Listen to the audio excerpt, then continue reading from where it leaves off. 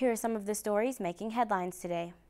Michigan's current minimum wage doesn't cover the basic necessities for life. A new report found that a single worker without children would need to earn $12.24 an hour just to cover food, shelter, and transportation. Michigan's current minimum wage is $7.40 an hour. House Republicans refused to raise the U.S. debt limit in a vote Tuesday. They're demanding deep budget cuts first, but as Margaret Mayo reports, similar austerity measures in Greece have prompted weeks of public protest. For the 7th straight day, tens of thousands of protesters filled Syntagma Square in Athens. Today's gathering, organized over Facebook, drew some 50,000, the largest demonstration yet. The protests come as the International Monetary Fund reviews Greece's plan for cutting its debt before the release of the country's 5th bailout loan. Citizens are angry that they, and not the corrupt politicians, are paying for the country's economic crisis through higher taxes and cuts to wages, jobs, and pensions. When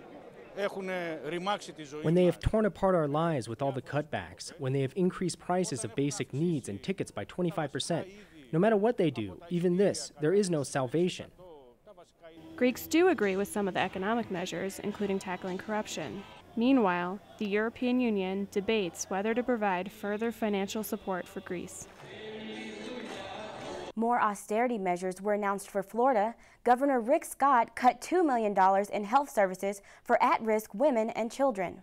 On controversial robocalls throughout the state, Governor Scott is heard referring to such programs as special interest waste. A new report shows that between 2008 and 2010, a dozen U.S. corporations earned over $173 billion in profits. However, the companies only paid 1.5% in income tax on average. Some companies even receive taxpayer subsidies. We asked what you think about states cutting funds to social programs. Here are some of your posts from our Facebook page. Doug T. says, "The police state we live in has everybody too scared to do anything about it." Tony B. writes, "Protests and letter writing campaigns are ineffectual. I'm sorry to say, the only method that will gain real attention is direct action." We want to hear from you. Post your comments at facebook.com/freespeechtv.